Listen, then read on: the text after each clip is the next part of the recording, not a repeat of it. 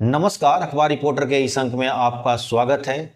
अभी हाल ही में चीनी दूतावास ने ये घोषणा की कि भारत से करीब 85,000 टूरिस्ट चीन गए और हम वीज़ा प्रोसेस को और आसान बना रहे हैं। भारत में जो चीनी दूतावास है, ये आंकड़े उसके द्वारा जारी किए गए थे। आज हम इसी पर चर्चा करने वाले हैं। बात शुरू करें इससे पहले आपसे हमारी गुजारिश है कि आप हमारे चैनल को लाइक कर दीजिए, शेयर कीजिए, सब्सक्राइब जरूर करिएगा। तो चलिए शुरू करते हैं। चीनी दूतावास ने ये आंकड़े जारी किया कि करीब 85,000 भारतीय टूरिस्ट चीन गए थे और चीन अपने वीज़ा नीति को बहुत ज़्यादा फ्लेक्सिबल बना दिया है, आसान सस्ता कर दिया है वीज़ा, और जो प्रोसेसिंग में जो समय लगता है उसको भी बहुत कम कर दिया। यानी एक तरह से उसने भारतीयों के लिए अपने रास्ते खोल दिए हैं, मतलब चीन आने का रास्ता, दरवाज़ा खोल दिया है। अब सवाल ये होता है कि ऐसा उसने क्यों किया है और ये स्टेटमेंट इस समय ही क्यों आया है। ये स्टेटमेंट इस समय आने की वजह है, एक तो ट्रंप की टैरिफ नीति चल रही है, इसकी वजह से चाइना पूरी तरह से परेशान है। चीन पर अब ट्रंप ने 145% का टैरिफ लगा दिया है, बदले में चीन भी 125% का टैरिफ लगा दिया है। अब हुआ क्या है कि चीन के जो प्रोडक्ट जो बने हुए थे, जैसे इलेक्ट्रॉनिक गुड्स वगैरह हैं, वो सारे गुड्स पोर्ट पे फंसे हुए हैं। कार्गो शिप पूरी तरह के एक तरह से पूरी लोडेड है, लेकिन माल नहीं जा रहा है क्योंकि टैरिफ लग गया। और इसकी वजह से जहाँ पर एयरपोर्ट हो या कार्गो हो, वहाँ पर पूरी तरह से उसी तरह पड़ा हुआ है। अब अमेरिका की स्थिति की वजह से चीन को नुकसान हो रहा है। अब चीन इसकी भरपाई टूरिस्ट के लिए कर रहा है।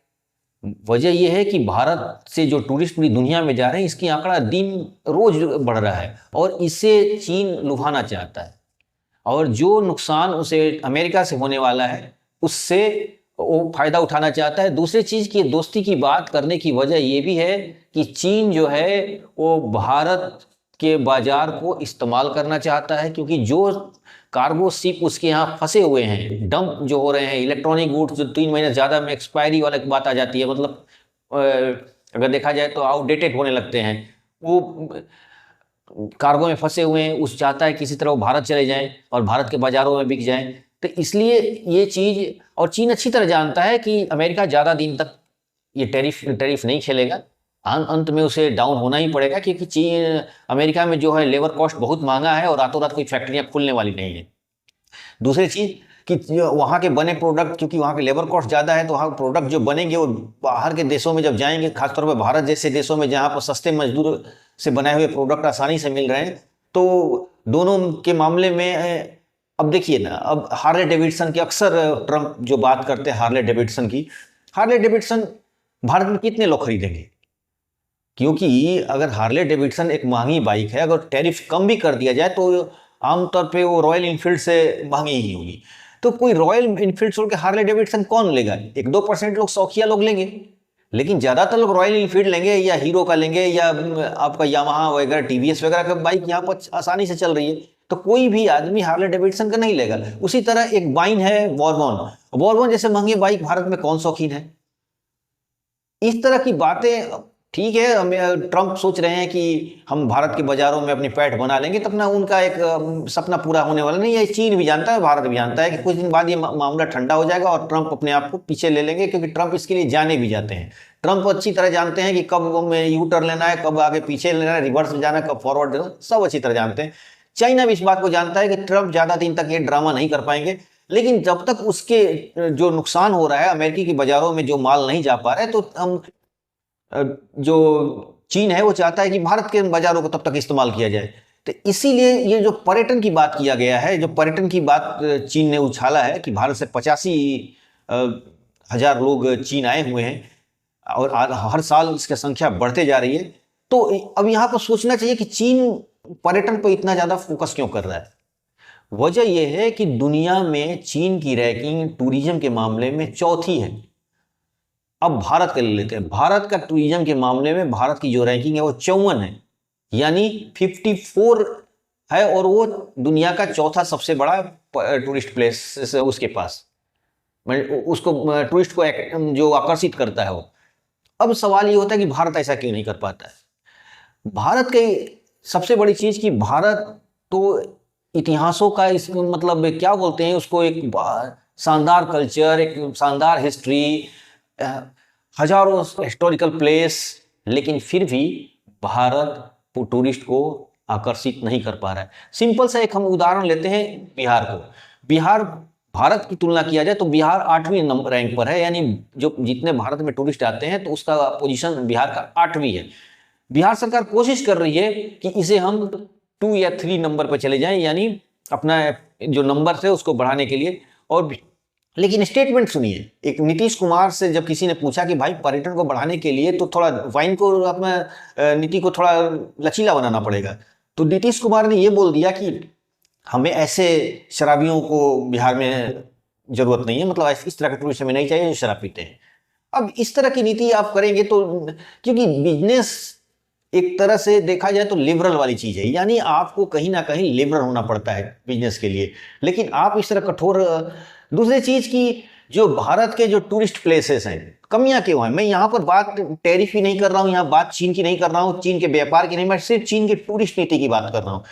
चीन में होटल सस्ते हैं, भारत की अपेक्षा होटल सस्ते हैं, अच्छे होटल मिल जाते हैं, हॉस्टल मिल जाते हैं, शेयरिंग रूम मिल जाते हैं, माने एकदम आसानी से मिल जाते हैं। लेकिन बिहार की बात किया जाए वहां पर, कि बिहार भी 8वीं नंबर पे है, इसलिए इसकी बात करनी जरूरी है। तो बिहार के किसी भी अगर टूरिस्ट प्लेस में शायद ही किस तरह की सुविधाएं हैं। होटल, अगर सस्ते होटल इतने घटिया क्वालिटी के होते हैं कि उसमें रात भर मच्छर काटते रहेंगे आपको, मतलब आप सुविधाएं दे नहीं रहे टूरिस्ट को। सिर्फ टूरिस्ट को बुलाने से नहीं होता है, आपको सरकारी स्तर पर आपके होटल तैयार करने होंगे। कम से कम हर टूरिस्ट प्लेस पर 2-4 सरकारी होटल होने चाहिए, और होटल भी एक अच्छी होनी चाहिए। ये नहीं कि ऐसे होटल हो कि जो ना कभी सफाई होता हो, सरकारी है तो बस उसको छोड़ दो। एकदम अच्छी तरह के होटल्स होना चाहिए, क्योंकि टूरिस्ट आता है घूमने फिरने के लिए और पैसा खर्च करने के लिए, वो रात भर मच्छर काटने के लिए और आपके समस्याओं से उलझने के लिए नहीं आ रहा है। सीधी सी बात है, वो आता है इंजॉय करने के लिए, आपके कल्चर्स को देखने के लिए, आपके हिस्टोरिकल प्लेसेस को देखने के लिए, और शाम को थक हार के वो जाता है तो अच्छे से होटल में अच्छी नींद लेना चाहता है, आराम करना चाहता है।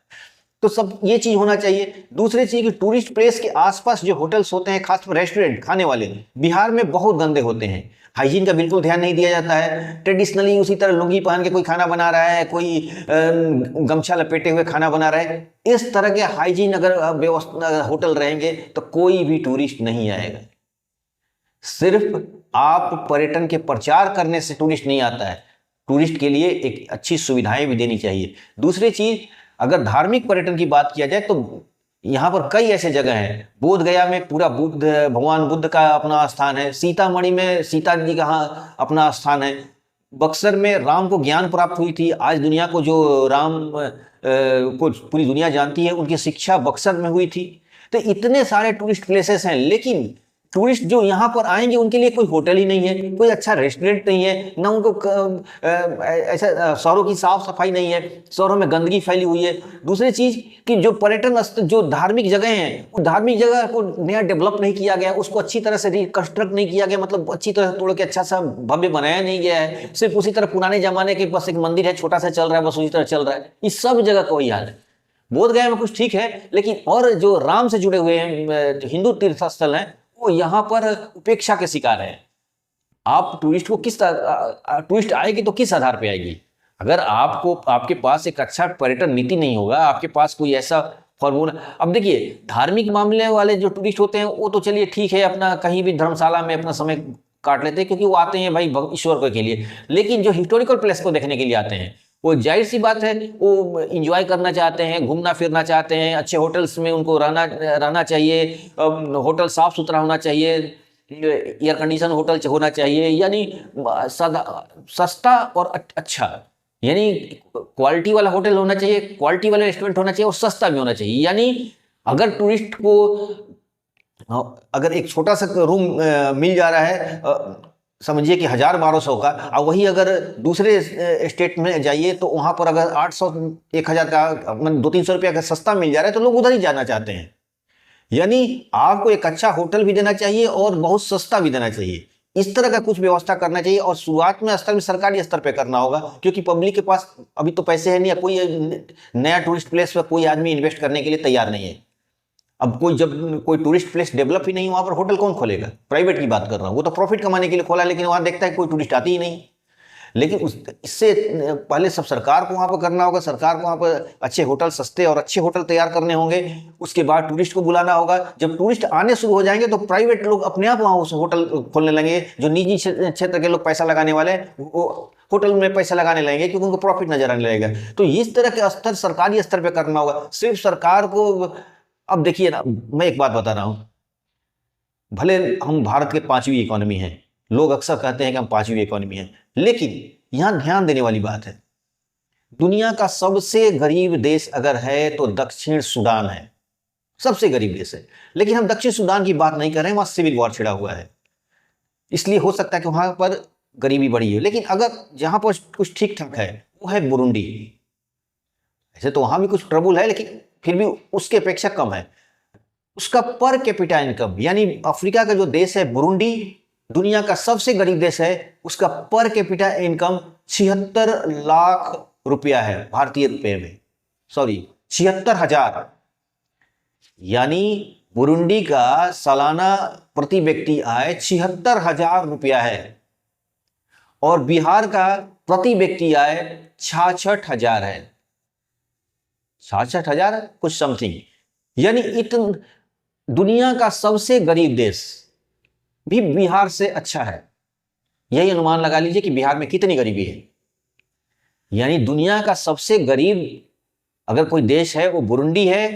वहां पर मैंने प्रति व्यक्ति आय जो है वो है 76,000 रुपया, और बिहार का प्रति व्यक्ति आय है 66,000 रुपया। यानी बिहार की धरती भारत की ही नहीं, दुनिया की सबसे गरीब धरती है।